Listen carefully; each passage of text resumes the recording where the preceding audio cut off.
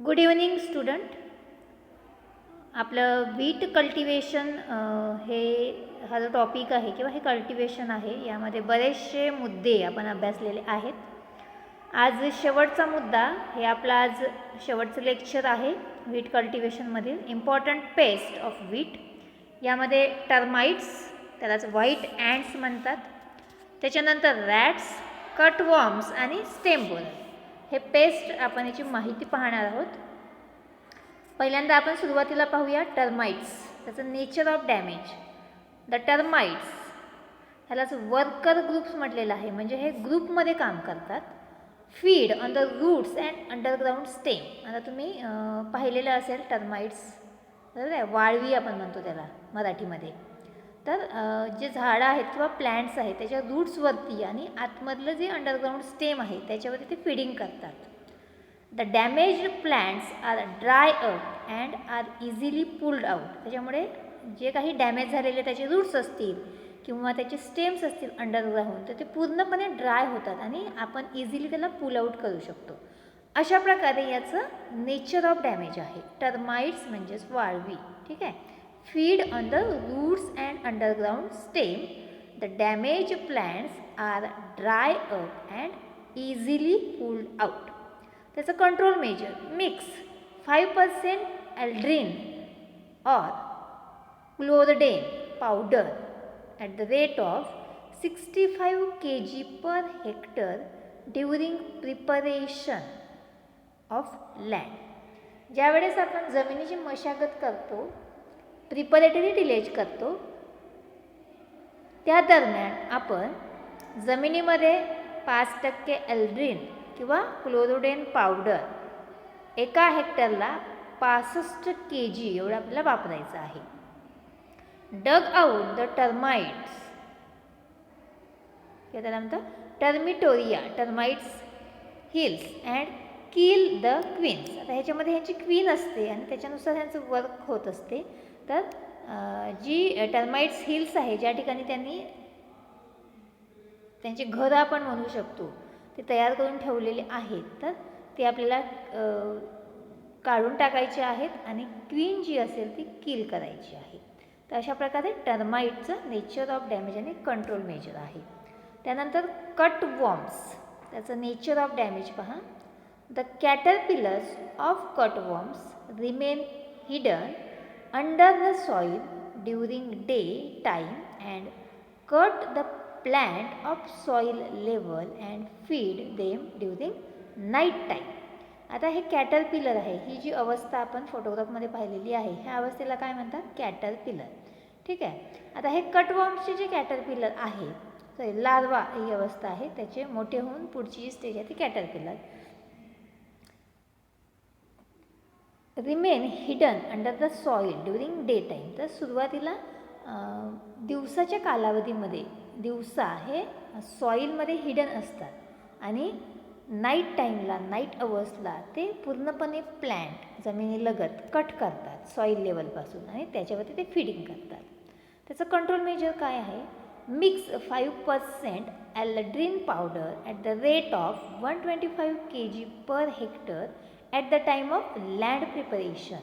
आपल्याला काय करायचं आहे, 5% एल्ड्रीन पावडर एका हेक्टरला 125 किलोग्रॅम लँड प्रिपरेशनच्या वेळेस आपल्याला ते वापरायचं आहे. त्याच्यानंतर आहे third pest is a stem borer. Nature of damage. The caterpillar bore into the stem and tillers then feed on the central shoot. The caterpillars bore into the stem. हे जे caterpillar आहेत तर हे स्टेममध्ये bore करतात आणि tiller ज्याचे फुटवे असतात त्याच्यामध्ये, आणि feed on the central shoot, आणि आतमधलं जे सेंट्रल शूट आहे त्याच्यावरती ते फीडिंग करतात. Finally there is a formation of dead heart. त्याच्यामुळे आतमधलं जे मटेरियल आहे त्याच्यावरती फीडिंग केल्यामुळे पूर्णपणे ते स्टेम आहे ते पूर्णपणे ड्राय होते आणि म्हणूनच त्याला डेड हार्ट्स असं म्हणतात. त्याचं कंट्रोल मेजर काय आहे, pull out and destroy the dead hearts. ज्या ठिकाणी अशा फांद्या किंवा स्टेम पूर्णपणे ड्राय झालेले आहेत ते आपल्याला काय करायचे आहेत, काढून टाकायचे आहेत, पुल आउट करायचे आहे. And second, spray 0.05% endosulfan. आपल्याला एंडोसल्फान 0.05% स्प्रे करायचं आहे. ठीक आहे. त्याच्यानंतर पुढचं आहे रॅट्स म्हणजेच उंदीर. Rats cause heavy losses by directly feeding on the wheat crop.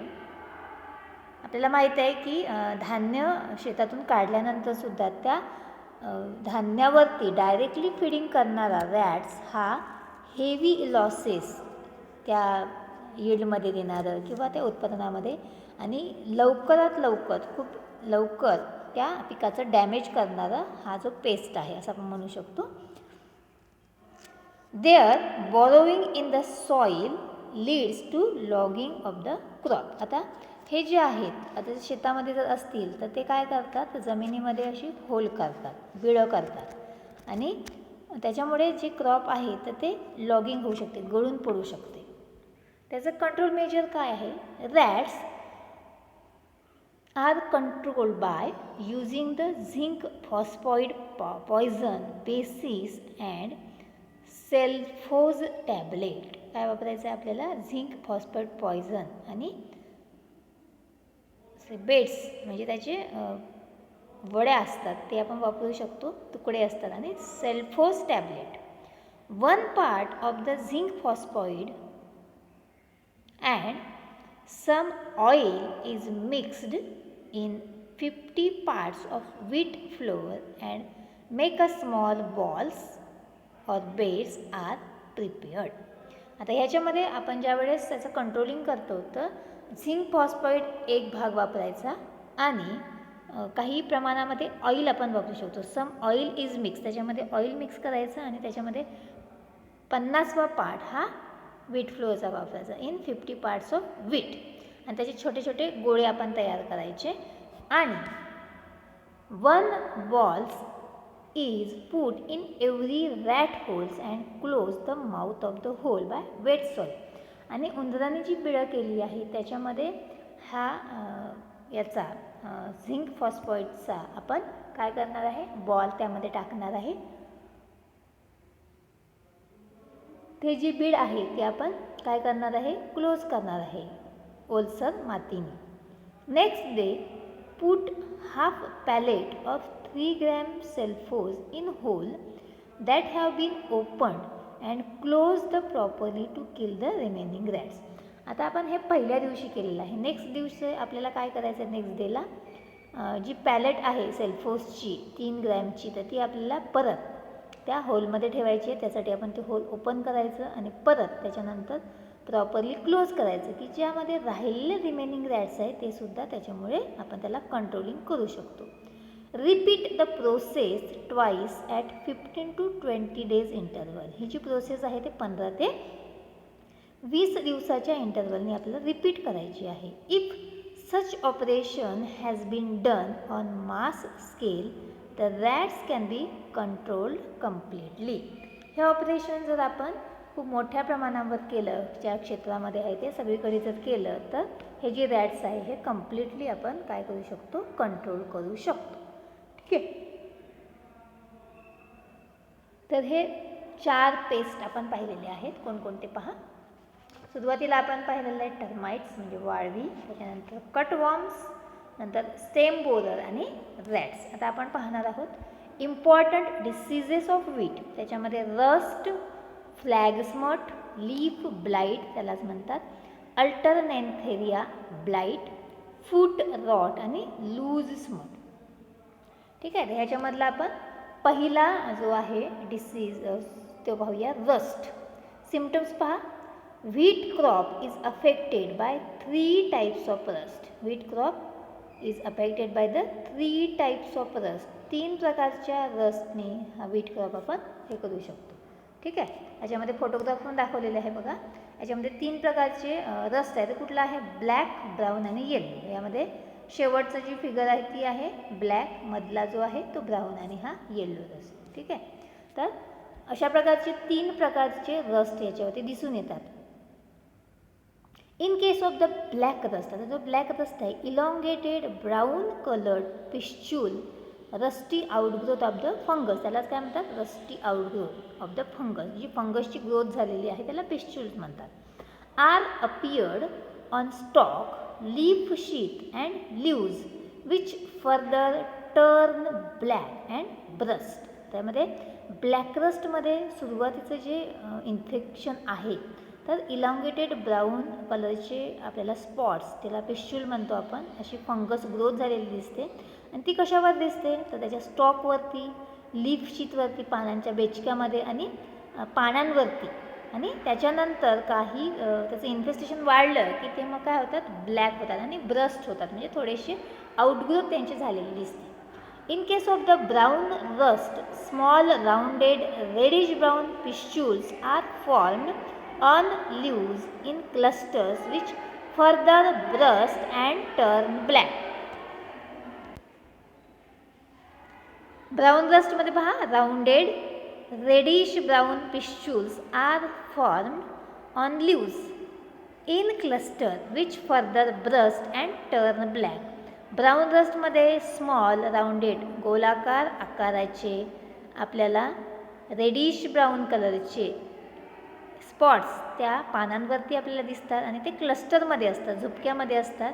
And which further burst and turn black, हळूहळू ते ब्रस्ट होतात आणि त्याचा कलर ब्लॅकिश होतो. ठीक आहे. त्याच्यानंतर in case of the yellow rust, strips of yellow colored pustules are occurs on leaves and stalk. Yellow रस्टमध्ये काय होते, तर त्या पानांवरती आपल्याला स्ट्रिप्स अशा दिसतात येलो कलरच्या, strips of yellow colour pustules किंवा स्ट्रिप्स म्हणू शकतो, are occurs on the leaves and stalk. All the rust result in reduction in yield as well as the quality of grains and straw. All the rust result in reduction in yield as well as the quality of grains and straw. High yielding varieties of irrigated wheat are more susceptible to rust. यामध्ये ज्या हाय yielding variety आहे irrigated व्हीटमधल्या, तर ह्या जास्त या पिकाला बळी पडतात. कुठला, येलो रस्ट, ब्राऊन रस्ट आणि ब्लॅक रस्ट. त्याच्या कलरनुसार त्याची पिस्च्यूल त्याच्या पानांवरती, त्याच्या लीफ शीटमध्ये, स्टॉकवरती आपल्याला दिसतात. इतकं आपण लक्षात ठेवायचं. आता त्या तिन्ही याचं एकत्र कंट्रोल मेजर आपण पाहणार आहे. Grow rust resistant variety and avoid late sowing. Grow rust resistant varieties and avoid late sowing. Do not use excess dose of nitrogenous fertiliser. पहिल्यांदा आपण रस्ट रेजिस्टंट व्हरायटी ग्रो करायची आहे आणि लेट सोईंग अवॉइड करायचं आहे. नंतर नायट्रोजिनस fertiliser आहे, तर त्याचा एक्सेस यूज आपल्याला करायचा नाही आहे. नंतर थर्ड आहे spray a mixture of 10 kg urea plus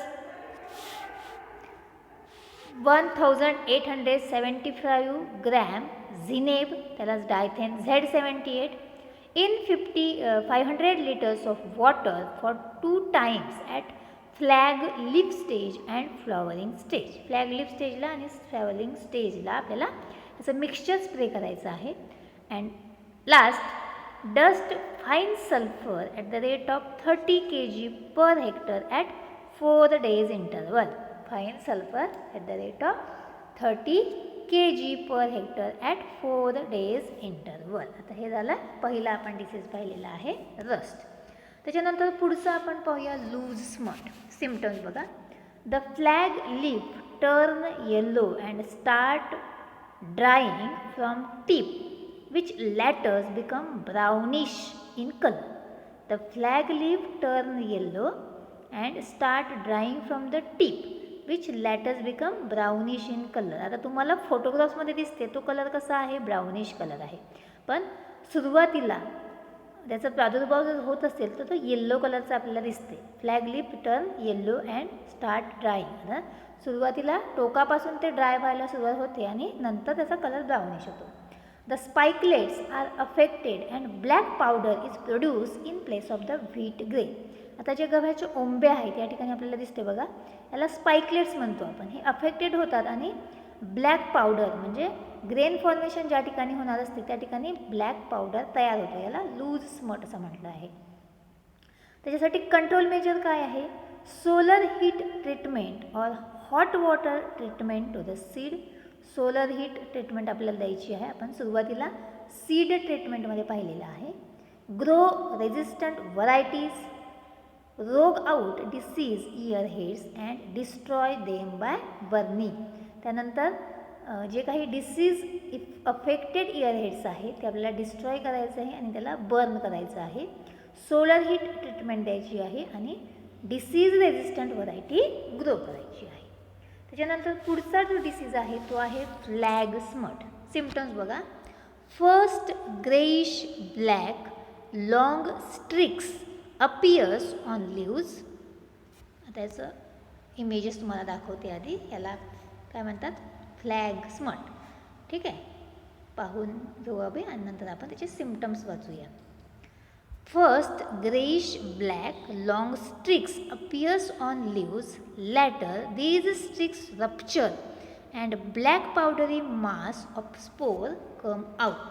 सुरुवातीला आपल्याला जे पानं आहेत त्यात ग्रेइश ब्लॅक कलरचे दिसते, एक स्ट्रिक्स आपल्याला आलेली दिसते त्याच्यामधून आणि हळूहळू ती स्ट्रिक्स काय होते? रप्चर होते आणि त्याचं रूपांतर ब्लॅक पावडरी मासमध्ये होते आणि त्याच्यामधून स्पोर्स बाहेर येतात.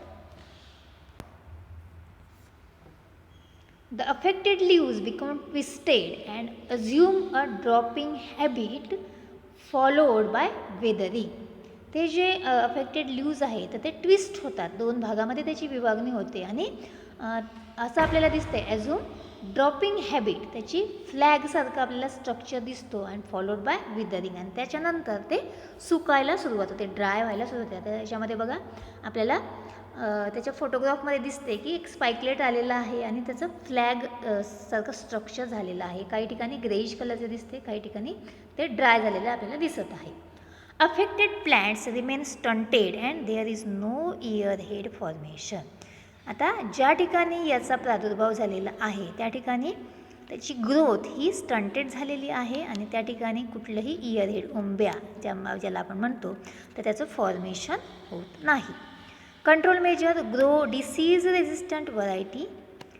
सीड ट्रीटमेंट विथ ॲग्रासॉन और Ceresan at the rate of 2.5 gram per kg of the seed.